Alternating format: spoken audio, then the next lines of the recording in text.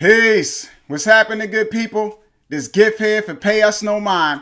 And today we are talking about Tidal and the changes that they've made after buying it from Jay-Z. They finally made some changes. They finally done some things. We're going to start talking about the things that they did, the impact that the things that they did might have on the industry, like far-reaching impact. We'll also get into some TuneCore news, also the live Q&A like we usually do, all of that good stuff. I'm gonna check the system like I usually do, make sure everything is good to go before we get into the live chat and questions and the topic at hand and all of that good stuff. For those that don't know, I run my mouth about the topic at hand for the first 15-20 minutes. Then we get into the live chat where everybody get to ask questions and all of that good stuff, man. You know, if you have not subscribed to the channel, make sure you do that. If you have subscribed to the channel, click the bell icon so you can get notified the next time we go live, or join the Pay Us No Mind mobile fan club or mailing list, right, where you could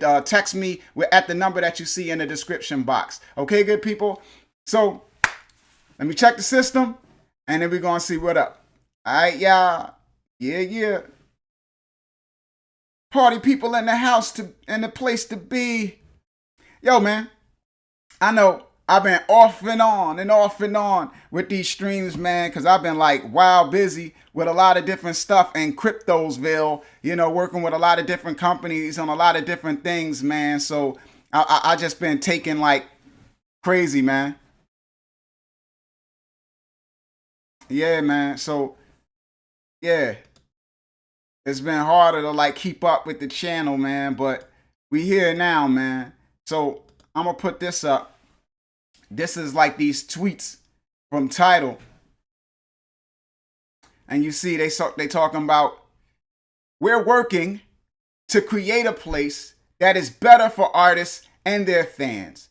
Because we love music and the artists who create it and the fans who crave it, today we're sharing progress on some new stuff. Tidal free. So they have a free tier of Tidal now. A $10 tier of Tidal, and a direct artist payouts and fan-centered royalties. Now, you look and you see, okay, well, here's their plans. You know, you see standard quality. What's interesting about this free tier is that it's going to be ad supported. The free tier will be ad supported. Now, what the free tier being ad supported opens up to is the possibility that they might introduce artist services, because opening up Tidal to ads means that potentially artists could be able to advertise their music on Tidal in the same way that artists advertise their music on Spotify. Like how Spotify has Ad Studio and artists can advertise their music directly to Spotify users. Tidal might do the same thing and allow artists to advertise their music directly to Tidal listeners. And that would be a good thing. Now, also the implications of this free tier is the fact that now more people can have access to the music there, because a big complication with Tidal, with promoting your music on Tidal, was the fact that people needed a Tidal subscription in order to stream it. So if you had a Spotify link, if somebody had a Spotify account, they did not have to be paying $10 a month to Spotify in order to just listen to your music. So when you're promoting your music, even when you're using these smart URLs, even if you have Tidal listed, people mostly go to Spotify, YouTube, and Apple Music has a lot of users because iPhone, right? A lot of people have iPhones and it's easy to, transition into Apple from Apple Music from iPhone if you have an iPhone. So there's the reason for the users there. So those are the top three though. It's Apple Music, it's Spotify, and it's YouTube. And YouTube and Spotify win because free. Most people can go there and listen to your music, whereas with Tidal they can't. So that was always a pain point of getting people inside of Tidal. The fact that they needed to have a subscription in order to get there. So with it being free, it kind of opens up artists to be able to send more people to that platform to stream their tunes. So that's two things that the free tier does. It opens up the possibility of artists being able to do direct ads in Tidal to get people to listen to their music. And it also opens up the capability for artists to be able to send people to Tidal to stream their music without them needing to pay for it in order to listen. Now, they got Fat Joe just being like, yesterday's price is not today's price because, you know, they're lowering the price and introducing the free tier and everything like that. Now they talk about starting today, everyone can access hi-fi sound quality. So the same tier with the premium listening, you know, they're still going to have that. They're just going to up the other tier to like master quality. Now they got this thing right here is what we care about. New, right? Direct artist payouts. You know, they're saying direct artist payouts. This program will give artists access to another payment stream by allocating 10% of monthly subscriptions at the Hi-Fi Plus tier to each listener's most streamed artist. Artists can now benefit directly from their biggest fans on Tidal. So you see, they give an example here where they showing that, okay, this listener had 135 streams for the month. These are the artists that were the most streamed out of the people that out of their listeners. So you had this artist end up making 43 cents from 57 streams, you know, and I'm kind of like unclear on how exactly they're pulling this off, you know. So it's like, it seems, or really not even seems, because they have it here, whereas basically you're getting a bonus. Effectively, it's a bonus. So it's like you get your standard streaming rate for the streams that you get, but they're taking 10% of the revenue, that the subscription revenue, right? So if you're on the plus tier, you're paying $20 a month, and Tidal's gonna take 10% of that 20. So they're taking like $2 of that 20, and that $2 gets split between the artists that you stream the most. So that's what they're doing, splitting 10% of that listener's revenue between the artists that they listen to the most, right? That's what they're doing, you know. So you,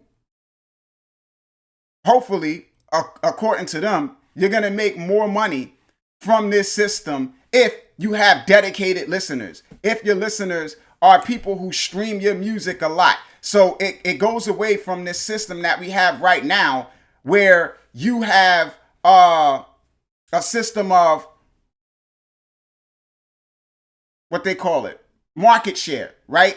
Where it's like your a percentage of revenue based on your percentage of the total number of streams, where it's basically winner take all. The person who is the most popular, like gets the most streams on the platform overall, pretty much gets all of the revenue, no matter if you have like dedicated people that listen to you the most. So this kind of like changes that system and not changes it, because they're not completely moving away from the market share system, but they're basically giving people who have dedicated fans a bonus and a way to like get rewarded for having dedicated fans. Whereas before, you just really got left out in the cold. So everybody will still make money from getting streams from if people just come in and listen, but the people who have dedicated listeners will just get way more.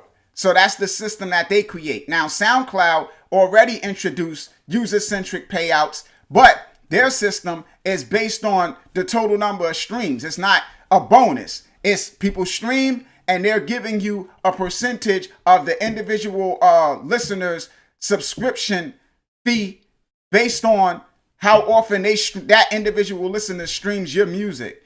Now, this feature from Tidal, like this news from Tidal, I think puts pressure on Spotify, because of the tiny payouts that Spotify pays artists, and the fact that they're kind of like fighting to pay artists even less, and the fact that they are kind of like squeezing artists to some extent with trying to get artists to like pay for more stuff, right? Pay for advertising, pay for marquee, pay for a lot of different things within their platform. That's what Spotify is doing, where they're not really giving much to artists like that. So Tidal coming along and saying, okay, well, we're going to give artists a way to make more money could work, you know? Now, when they say direct payouts, the first thing I was thinking was, oh, direct payouts. They're going to pay artists direct. Are they going to allow artists to sign up and submit their music direct? But they basically mean direct payouts, meaning that they're giving you direct payments from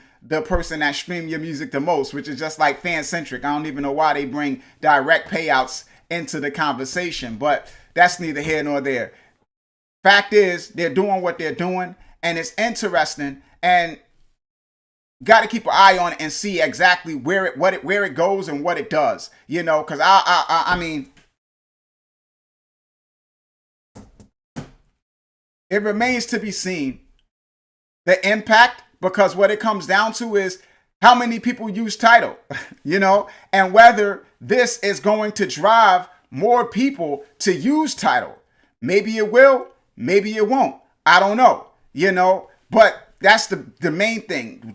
Is the free tier going to open it up and drive more people to use Tidal? Is it going to result in y'all sending more people to check your music out on Tidal? Or is it going to stay the same, where everybody still send people to Spotify and that's where everything happens? And if it stays the same, then the user-centric payouts probably isn't going to really like make that world of a difference the same way it doesn't for artists on SoundCloud and things of that nature, because there's just not enough listeners there for it to be that impactful, you know. But it's interesting that they did take this step and that they're trying to be a bit more progressive and introducing new features, and it's just game on, right? And seeing what Spotify does to kind of like compete, or whether Spotify even feels like they need to compete with Tidal and introduce anything themselves. Now, all in all of these guys are trying to get ahead of a lot of these new platforms that are popping up in crypto with NFTs and allowing artists to kind of like sell their music through NFTs and things of that nature. So, because basically if artists can make more money through that structure, they might abandon streaming altogether, and these platforms might be left high and dry. So to a great extent, that industry is kind of like forcing them to start to do things that can allow artists to make more money, where they would be more inclined to stick around and not feel forced to venture out and try other things to generate revenue for themselves. You know? Now, in addition to this news, there was also this news of, you have, what's it called? TuneCore. TuneCore decided to allow artists on TuneCore to distribute their music to social media platforms without doing digital distribution. So you can distribute your music to Facebook, Instagram, TikTok, and have people like using your music on those platforms and monetizing it, where you're getting paid revenue for the usage without doing digital distribution, where you have your music in stores, iTunes, Apple Music, and things of that nature. Now, it's free to distribute your music to social. I mean, I guess kind of free, because they're taking 20% of the revenue that's earned from it. It's just no upfront fee. Now, me looking at it and I think about it and I'm like, I don't know if that makes sense. Maybe y'all can give me your opinion on it about whether it makes sense or not to y'all. But I think about it and I'm like, man, why am I going to push a song on social media where I'm going to go and I'm going to tell everybody to listen to my song, yo, check out my track, stream my track, or really not even, you're just going to circulate your song on social media and somebody comes across it and they like it, right? And they want to buy it, but they can't because it's not in iTunes, you know? or if somebody comes across your song and they like it and they want to like save it to their Spotify library or something like that, but they can't because it's not on Spotify. That to me does not make sense. Why am I pushing my song on Instagram, TikTok, and everything like that, and there is no way to capitalize off of the people that actually like the music? I feel like it's for people who are pretty much like social media personalities that make music. So it's like there was a song on YouTube back in the days, man, that this kid made this song called "Why You Looking," about girls that be like with they dude or whatever, and looking at you through the corner of their eye and stuff. And it's like, I caught you looking, right? And it was like a funny record, but it was a record that I would watch on YouTube, laugh at, maybe share with friends so they could laugh at, but it wasn't like a serious song that we were gonna like download off of iTunes or, go and put on a playlist or anything like that. It was just like a viral song, a viral video that we were gonna have fun with. Now, this feature with TuneCore is for songs like that, I feel like, right? It's for like parody songs. It's for things that you're going to be having fun with and not necessarily like serious music that you want people to like go and buy and stream. Because I don't really see how this benefits you. If you, especially, I don't see how this benefits artists, man. I mean, maybe if you're circulating clips and you put up a clip, because it might allow you to monetize that clip, and you put up that audio clip and you allow people to share that clip and spread that 30-second clip to drive interest in the release. And then when you drop the release, they could buy it and stuff like that. Whereas the clip kind of like just wets their palate and get them, all juiced up for the actual release. That could make sense. But releasing the actual song, I don't know, man. That to me doesn't seem too good. Word, man. But yeah, man. Another thing I wanted to talk about too was just like this whole thing,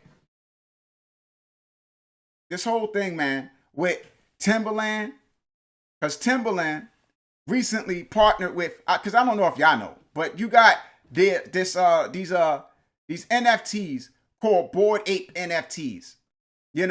These ape things, Timbaland partnered with them to form a virtual group that will perform songs in the metaverse and things of that nature. And I'm going to show y'all what I'm talking about if I can find it. Hold on.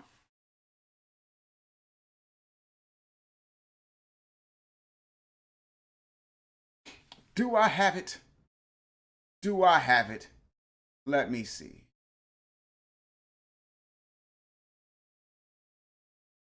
At a BC.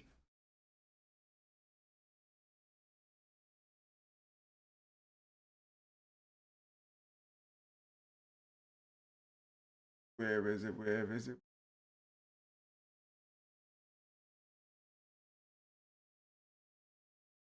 Hold on, y'all. Trying to see if I can find it somewhere.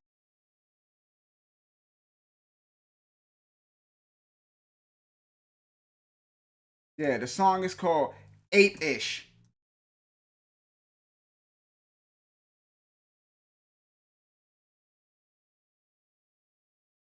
See if I can find it, man.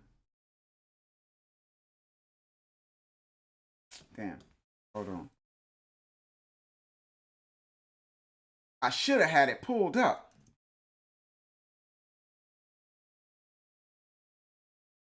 Matter of fact, I'm going to just Google it. See if I can find it that way.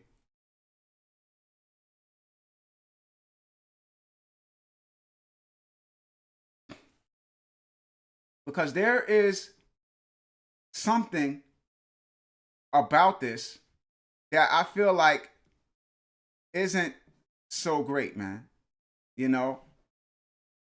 For music, and I feel like we'll have far-reaching complications within music, and I want to talk about it. So, pardon me, guys. Let me find this thing.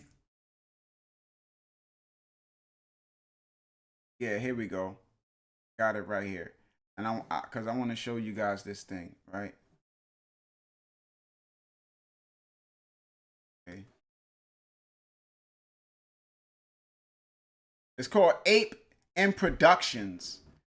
This new thing started by Timbaland with Bored Apes. Ape and Productions. That's what it's called, right?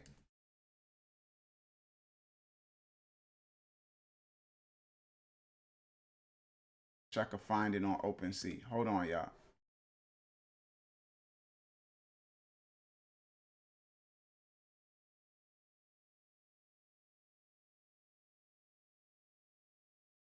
We shall find it. Oh, and I had it all along. All right. Now I'm going to pull it in. I'm going to let y'all see it. Hold on.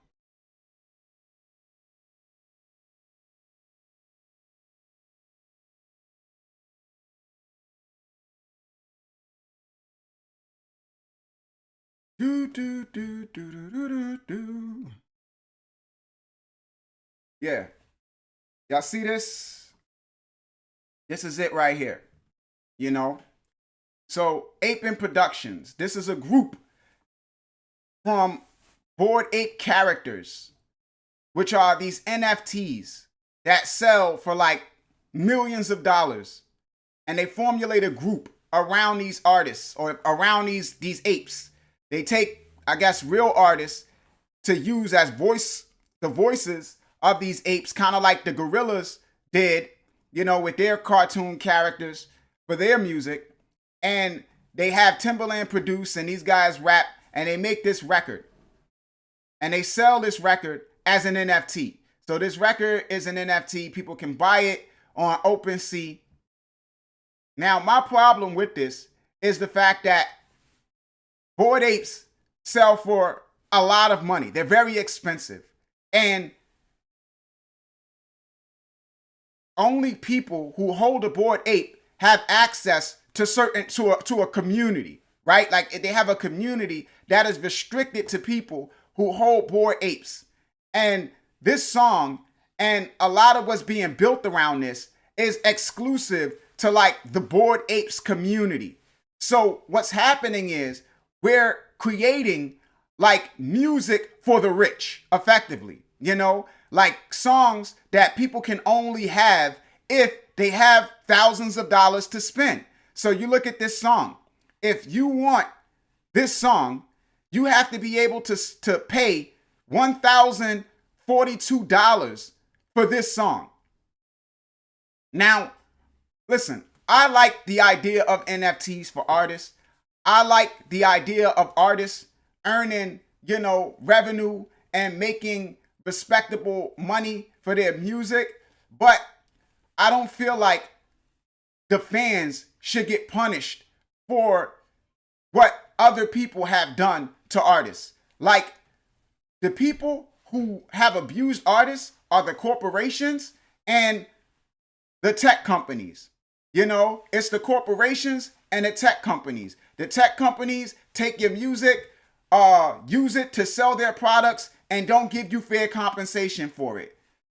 The record industry, record labels, they sign artists, coerce them into signing over all of their rights and royalties and abuse artists in that way. The fans have done you no harm. The fans do go to the record store and buy your albums. They go to the concerts and pay to see you live. They participate in whatever you really want them to do. You know, when you have fans, they support you. So to say, I'm going to put out a song and you can't have it unless you're going to pay me $1,000, $5,000 for it, I feel like that is a little bit sick in a way because of the important role that music plays in life, man. Music sparks revolutions. Music sparks, you know, this music stops people from committing suicide. Music stops people from getting into committing acts of violence. Music is healing. Music is such an important thing. To rob people in the world of music on some, well, you can't afford it. I mean, man, that's something that just doesn't sit right with me, man, you know? So, and not everybody's doing it and not everybody will do it, but I just don't like the fact that people are looking at that and really feeling like, yes, this is the way, right? Like that's something that, you know, I don't like, man. But people are doing it, and this was something that Timberland did, man. You know, so I'm gonna, yeah, dive in. We're gonna get into the live chat, man. See what everybody got to say. But yeah, I just feel like we had a system. We have everybody, people complaining about the rich. People complaining about the elites, right? The 1%. We had Occupy Wall Street, where everybody being like, hey, man, you know, these super rich people are controlling the world and oppressing everybody, and it's not fair. We need to tax the rich, all of this different type of stuff. And now what you have is people replicating that, but worse even, you know, because at least in real life, a album is like, a song is like 99 cents. An album is 10 cents. But in this NFT space, which they painted as, in this crypto space, period, which they painted as being inclusive rather than exclusive and uplifting people who were traditionally downtrodden and people who were traditionally excluded from participation and not allowed into these rooms and these places, right? Now it's becoming exclusive, where it's like, we got these exclusive rooms you can't get into unless you're rich. We have this music that you can't listen to unless you're rich. And that, to me, I feel like it's just creating a worse world than what we already have, man. So it's like, whereas a lot of that technology does a lot of good, and I feel like there is a lot of promise within it, what a lot of people are doing with it, I don't know if it's just being blinded by greed, whether they care or not, I don't know. But it just can be really harmful, you know, really harmful with the directions that they're choosing to take this. But yeah, man, let me shout everybody out that's in the building. Let's get into the live chat. You know, let's get into, you know, you guys and your opinions on this whole topic, man, and everything, man.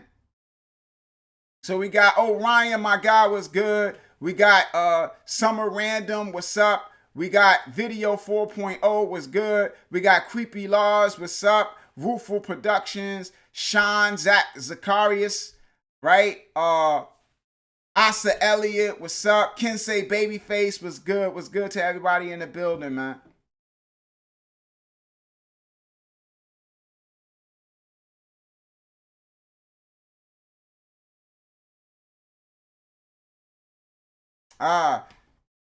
Show them, man. Much love, man. Thank you, man. Thank you. Say you're a big fan of the channel, man. Much appreciated, brother. You know, if you got questions or whatever, because I haven't been on a lot, man. So now is the time, you know. But yeah, man, Rooful Productions, like, that's crazy. To me, it's just the rich trying to get more rich. I mean, that is what it is. I mean, what you think the argument for Spotify is? You think about Spotify, right? Because Spotify is a platform that it's free promotion. So it's like, understand this. The person that owns the master recording and the recording artist do not get paid royalties for radio airplay. So when songs come on the radio, the recording artist and the master owner, like the record label, they do not get paid for those radio airplay, for radio airplay. Only the songwriters do. So only the songwriters get played for radio because of the fact that radio says, hey, we're promoting the artist. Without us, the artist would not be able to tour and get people to come to their shows. The artist would not be able to sell merch. The artist would not become a celebrity and be able to to be able to do sponsorships and partnerships and things of that nature. So we pay the artist and marketing, free advertising that the artist can leverage to make millions of dollars doing other things. And that is effectively what Spotify does as well. Spotify puts these artists on all of these playlists, pushes it out to all of these people. Artists get a whole bunch of free promotion, and off of what Spotify does for them, they can tour, do festivals, sell merch, get sponsorships, make millions of dollars. But record companies are greedy. So they look and they say, all right, well, we're making $1 billion here, but we could also be making $1 billion there. So we want to be making $1 billion in both places. Why only make 1 billion when we can make 2, right? So it ain't a matter of the fact of feeling like, well, we're not getting paid. It's a matter of we want to get paid more, right? Or for artists, right? It's a conversation of fair compensation. I make $10 million, $100 million, whatever I make, but my work has a certain value.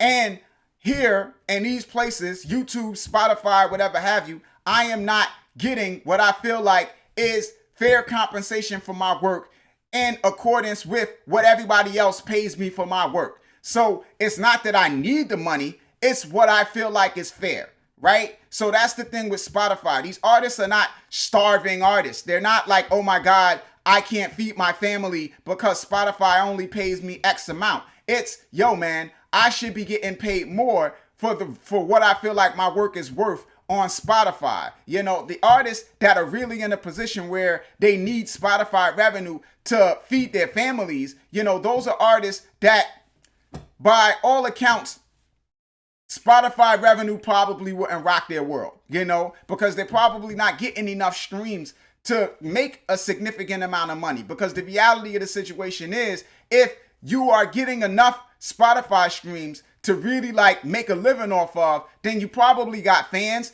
and those fans would give you more money and other things, you know, give you more money through like the creator economy, give you more money through merch, live performances, live stream performances, you know. So it's like, it's not for people who are struggling with income, it's for the rich to make more money. And that's what NFTs are now too, where it's like super rich people are like, well, damn, I could make even more money through NFTs. Now I am totally on board with it. I'm on board with NFTs as like a new form of art, you know, creating new pieces of art around your music, doing something different and selling that as NFTs. Where I get off the boat is when we start talking about restricting access to music in general to people who are willing to pay thousands of dollars for an NFT of the music. Like I get off at that, you know, like I don't agree with that. I feel like music should be accessible to everybody, you know. Now, these platforms, people can stream a song on these open seas and things of that nature, but this is a website. This is like me having a song on my website, and if you want to hear it, you could come to my website and hear it. But, you know, otherwise, you got no access to it. And like, you think about it, right? Like, you think about what Quincy Jones and those types of artists and the music that they made and how their music impacted the world and how their music united the world. Hip hop even. You think about hip hop culture, right? As a unifying force and how it brought all different sorts of people of different races, of different genders, different backgrounds, socio-economic backgrounds, brought all of these groups of people together around the music. You think about that, right? And you say, okay, well, what if a hip hop song came on, right? Somebody put it on in the club and people danced to it and whatever have you. And then the record came out and it was like only people who could afford to pay $1,000 for it could have it. You think about the ramifications and the limitations that would have placed on the growth of the art form and the value that it gave to society. I think people sometimes, man, can get so captivated by money and just thinking about money that everything else just kind of like falls to the wayside, man. And they just don't even pay attention and recognize what's happening, you know? So it's like, yeah, man, that's where it's like I have a problem with it, man. And everybody that kind of like gets involved with this stuff, they're just seeing, oh man, money, money, money. I can do this and make money. And it's like, yo, man, it shouldn't be about that. You know, it should be about something bigger than that. But yeah, man, let me see what everybody's talking about.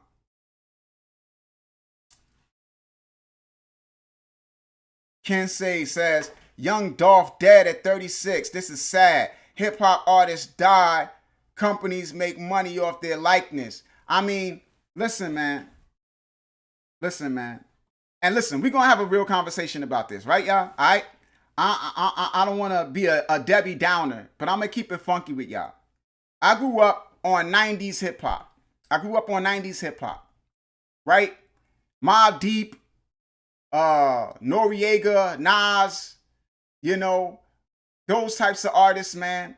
And that music was about drugs, guns, killing, you know, and it was normal to me. It never even resonated. I listened to it and I'm running around and I'm reciting these lyrics and it never really penetrated to me what they mean, you know? And it's like the other day, I was listening to a remix that somebody did, a band from TV with Big Pun in them. Big Pun, God bless his soul, right? And there was a line that Big Pun had that just took on a whole new meaning for me, right? And in that Big Pun song, he was like, hit your shorty while she potty training. And that song just kept, that line just kept circling in my head. Hit your shorty while she potty training. Hit your shorty while she potty training. And I just kept getting images of like the girl in Chicago that got shot while she was pregnant with her baby, and thinking about like the kids who get shot in the head watching TV in their living room, right? And all of that different type of stuff. And just like seeing that imagery and hearing that line, hit your shorty while she potty training, hit your shorty while she potty training, and just recognizing the fact that we totally disassociate the victims from those lyrics, right? Like there are people, right? When somebody says something like that, that's a child that person is talking about getting killed, and people listen to that and they'd be like, oh, that was a hot line, right? That's our response to that. Like, oh, he's ill for talking about killing a child, right? And if you look at it in real life, you say, damn, bro, you hear about a baby getting shot in the head sitting down watching TV and you feel like that's messed up. Who did that, right? But we're going to praise artists for doing that. And these guys, they talk about these things and they create this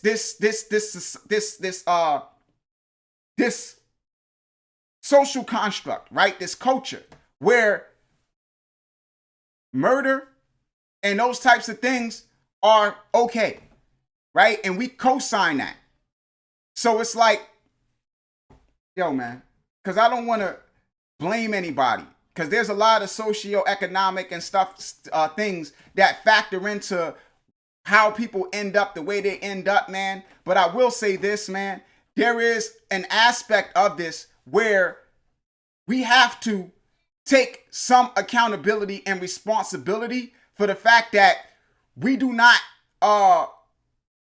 demonize these things.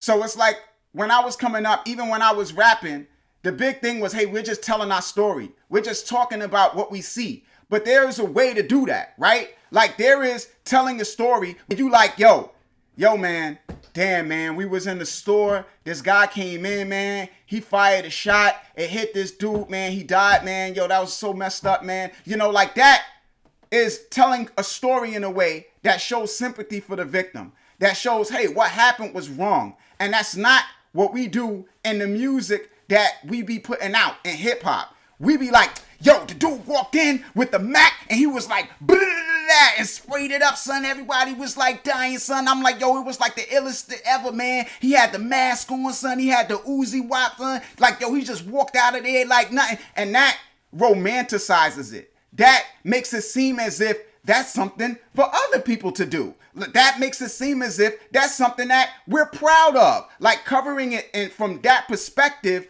does not invoke any kind of sympathy for the person that's happening to, right? So it's like, yo, man, all of this stuff with all of these rappers that we have dying, it's the type of music that we have floating around and the culture around it factors heavily into that, man. And we can't just keep moving to a point where we're like, yo, man, that's messed up. Yo, man, that's messed up. And we never address the aspects that are contributing to it, man. You know, that's all I'm gonna say about that, man.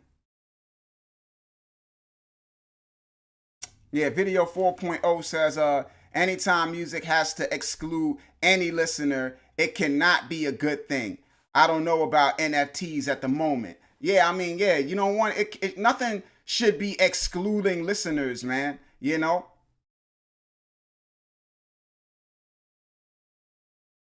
Rueful Production says that's why everyone should sign to a PRO and distribution to receive all their royalties. I mean, I don't know. That got nothing to really do with NFTs. Kensei says, in a nutshell, the music business is a big scam system. I mean, yeah. But I mean, that's like life. All of this stuff is a big scam system, like people, you think about the concept of paying people an hourly wage. Do you know the value of what these workers do and how they prop up these whole industries and what happens if these guys don't show up to work, right? It's like if people got paid their value, everybody would be getting paid significantly more. But we have oppressive systems and structures through and through, from the people that work at McDonald's to the people who are signed to major label recording contracts. Judah Peters, RSR. What's the best distribution company, brother? I mean, I say it's TuneCore because they pay you 100% of your revenue. And, there's a lot of different reasons. I got videos on TuneCore that you could check out and see. I also have the Guide to Digital Distribution ebook that you could cop that has like a bunch of information on TuneCore and things of that nature, man, that you could check out.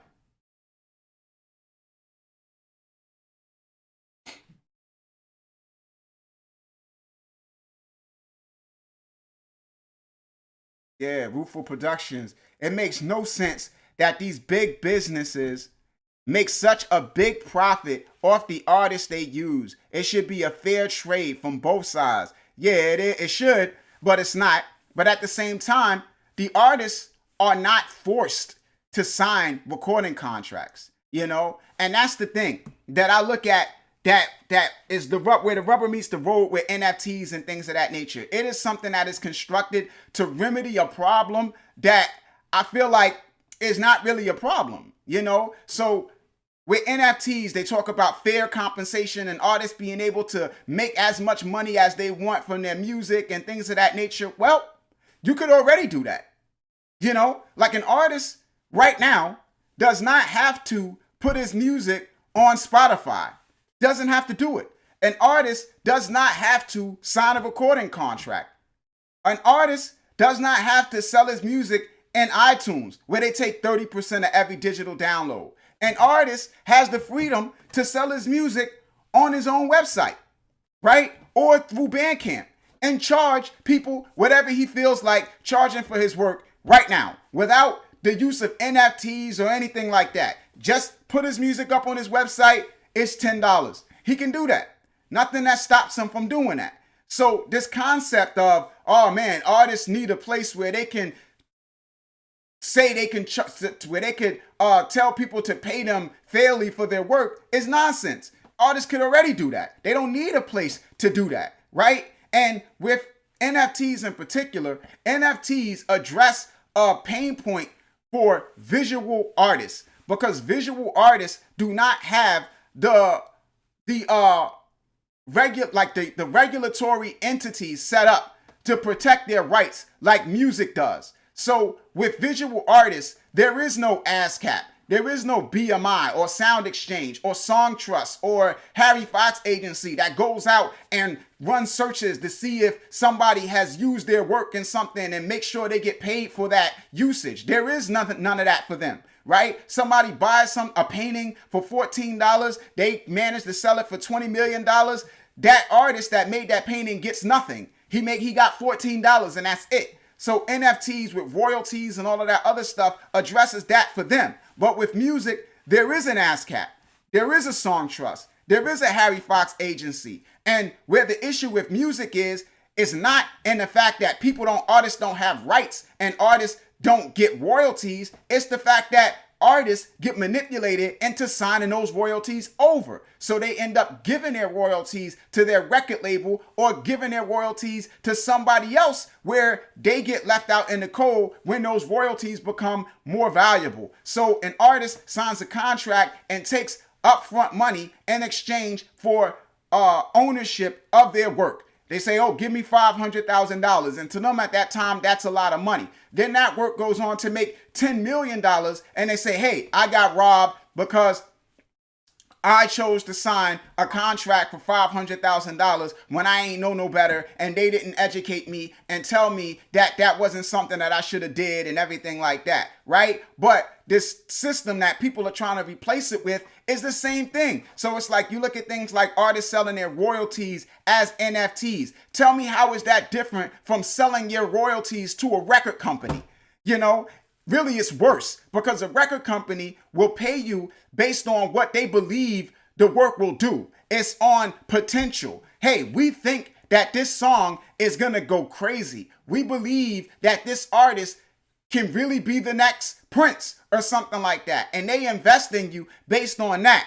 People who invest in an artist now is based on what you are now. So if you are like just starting out, people will buy a percentage of your royalty based on what they feel like the current value is. So somebody could buy 20% of your royalties for $1,000. And then if your work, that $1,000 that you got, that's might be a lot of money to you right now.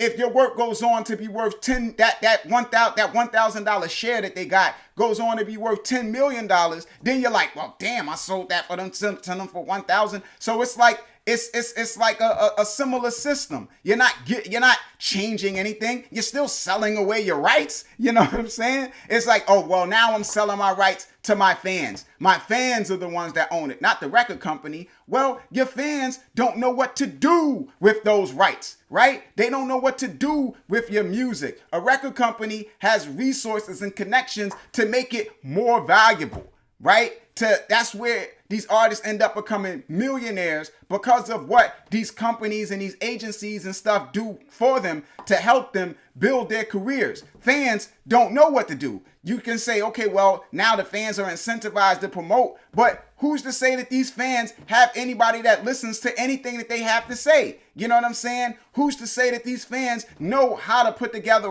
a promotional plan or a strategy or to get you press or anything like that, right? Who's to say that you know how to do those things to kind of like engineer it and direct your fans to do those things, right? And then it's like, because your fans don't know no better, you could have things like your fans buy a percentage of your royalties, and now they know that they get money when your music generates streams. They might go out there and engage in streaming fraud, do all sorts of suspect stuff that can end up negatively impacting you, getting your music deleted off of the platform that you had no idea they was doing, and you got no control over that because you don't even know who you're getting in business with. So that's the thing, right? If you're selling your royalties, you need to know who you're getting in business with. Who are these people? What are their intentions, right? Not just blindly selling it to whoever wants to buy, you know? Like that to me is kind of crazy.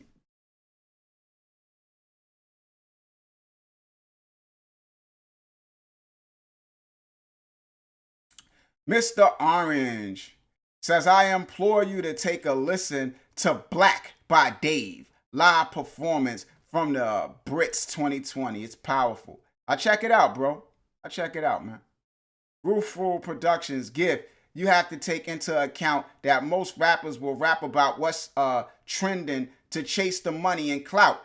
Well, if somebody raps about what's trending to chase the money and clout, what's different from them than what's different from that person and somebody who takes a job working in corporate America that abuses his people and that strangles his people economically and stuff like that. Like, we love to throw around sellout, right? And call that guy in a suit and tie that works for the corporation that's taking advantage of his people a sellout. Well, what the hell is an artist that does the same thing with his art, right? That makes art that leads people to prison or the grave. Is he not a sellout?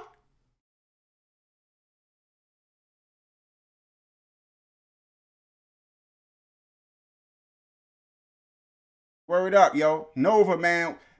Good to see you in the building, man. That's interesting, man. Oh man, Nova caught one of the live streams, man. I like that. That's cool, man. Yeah, Mr. Orange, we need more Chuck D's in our world.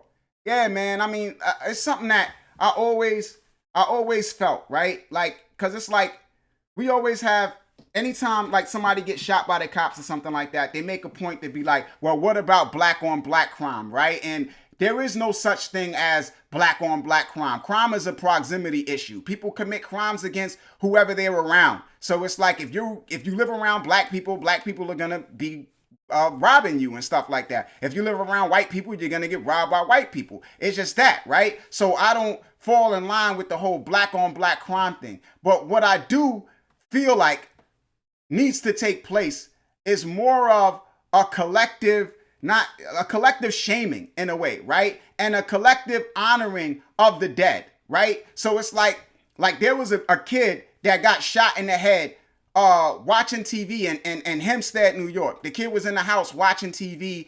A bullet, because somebody was arguing with somebody outside. They fire a gun. The gunshot comes through the window, hits the little girl in the head. She dies, right? She dies. And the fact that we don't talk about that, right? That nobody, like that little girl's face don't end up on no murals, right? That little girl's face don't end up on no t-shirts. That little girl don't end up trending on Twitter, right? Like none of those things happen for that girl. She just comes and she goes. If I have a conversation with somebody and I bring it up, they say, oh man, that's messed up, right? But if, let's say, and I'm no fan of the cops, right? But let's say that was a cop that walked by and they fired a shot and that shot killed that girl. We would immortalize her everywhere. Her family would get brought out at award shows and things of that nature. And I'm not saying that, I'm saying that we need for people to recognize that those things are wrong, right? That is wrong. And when those types of things happen, we should not be able to hear about something like that, then get in a car and listen to a rapper talking about spraying up blocks or something like that, like we just didn't hear about a girl getting shot in the head in her house, right? Like we should not be able to have those types of things happen and everybody just go on eating their lunch like that's not happening, man. Kids is out here getting, slaughtered, man. And it ain't right, man. And people need to kind of recognize that, bro. But yeah, man.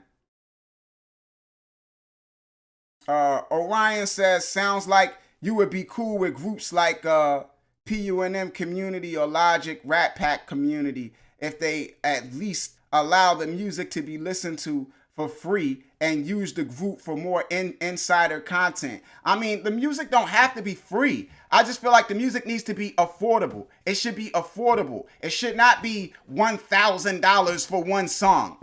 You know what I'm saying? $1,000 for one song and nobody else can own it because this one guy owns it. And then at the end of the day, you think about what Wu-Tang did, right? Where they came out with their album and they say, yo, we're going to sell it to the highest bidder and this one guy has it and nobody else can listen to it. And then it ends up in the possession of a douchebag, a guy that's jacking up the prices on AIDS medicine, and they weren't happy about that because it's like, damn, of all the people that own our stuff, it's him. Yeah, and that's what happens when you sell your work to the highest bidder and only allow one guy to have it, right? The person with the most money, which is usually not,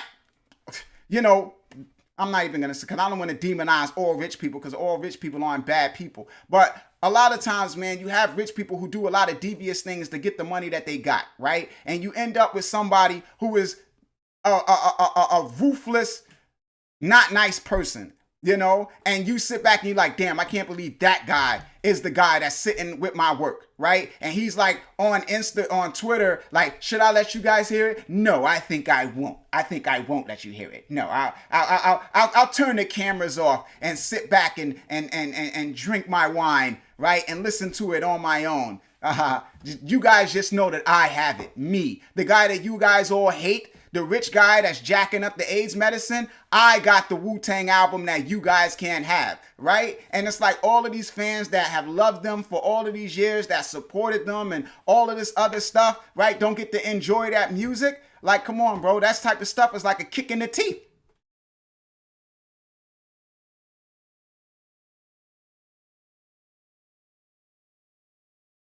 Solace, I am thinking about releasing my song soon. I don't know which distribution service to use. Any suggestions? I mean, again, I tell people, man, the best one is TuneCore, bro. But I got a whole bunch of videos on digital distribution, as well as the guide to digital distribution ebook that you can scoop to kind of like learn more about these companies, and it'll help you make a better decision, man.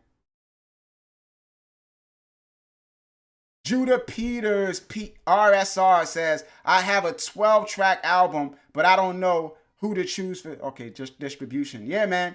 Again, my preference is TuneCore. Everybody that want to know which digital distributor to use, I say TuneCore. If you want to do unlimited distribution, I say Lander, TuneCore. And if you don't want to pay Lander because, you know, it's more expensive, then Ditto, right? So those are like the three that I would rock with. I would rock with TuneCore, number 1, Lander, number 2, Ditto, number 3. Now, 1A would be CD Baby, but you're sacrificing 9% of your revenue, you know, if you go with CD Baby.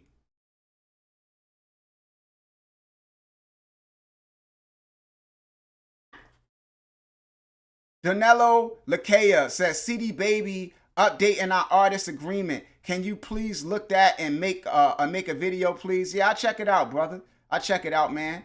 And update everybody on if I feel like there's anything in there that's worth, you know, their time.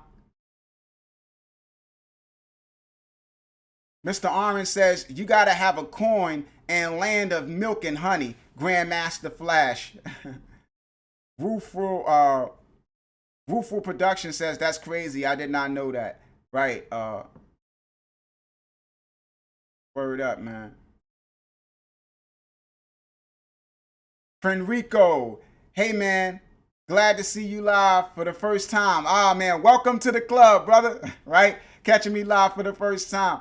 Word up. I'm always rolling on your videos on YouTube, and I'm glad. Word up. Peace, long distance traveler in the building. You see, I'm back, man. You know, long distance traveler be motivating me, man. He be hitting me up on Instagram like, yo, man, you know it's Wednesday, right?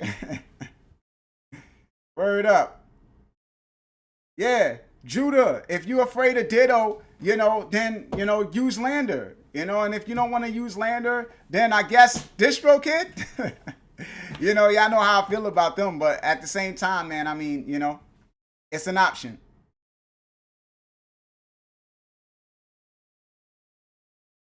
Word, man. But yeah, yo, it's all of this new stuff that's coming out, man. A lot of different technology.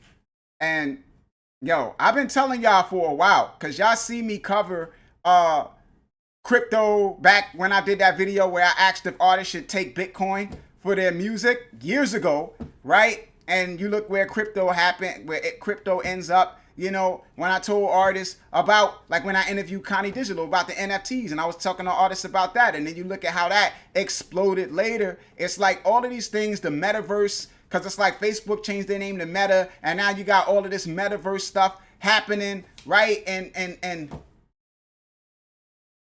yo, if anybody has ever seen Ready Player One, you know, it's like that stuff is coming, and it's coming faster than what people realize, you know.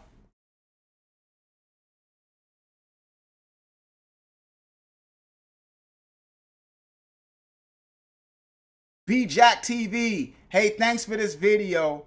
I never hear anyone talking about Amuse. What's the word? I mean, Amuse is like almost like a toy distributor, you know? Like I wouldn't use Amuse if I'm like an artist that's like seriously trying to do something with my music. Amuse is a distributor that you would use if your goal is to pretty much put something out in the hopes of attracting major label attention and getting a record deal. You know, like if you're putting music out like as a business and trying to get like the full value of digital distribution, then you wouldn't use Amuse. Amuse is strictly for artists that are trying to get a record deal. They put in a song, trying to get songs up on Spotify and maybe do something on TikTok and try to have something go viral and attract the attention of somebody that will sign them.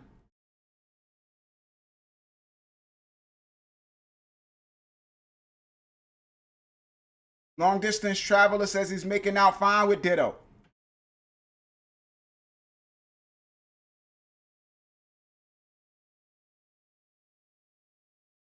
Yeah, man. Solus says, someone, can you give me feedback on my songs? I mean, this is what I try to have like the Pay Us No Mind Discord community about, man. And I got to get more active in there. But my lack of activity doesn't stop y'all from being active in there. So any of y'all could go into like the Pay Us No Mind Discord and post music, and other people can go in there and listen to music and all of that type of stuff, man. You know, it's there, right? But I'm going to get on up out of here, man. It's been a blast. I've run my mouth enough, right? I hope I ain't get myself in too much trouble, you know. And if I did, well, so be it, good people. All right. You know, as always, you guys can hit me up at PayUsNoMind on Instagram, at PayUsNoMind on Twitter, PayUsNoMind@gmail.com. This is Gift signing off. Pay Us No Mind. Peace, good people. One.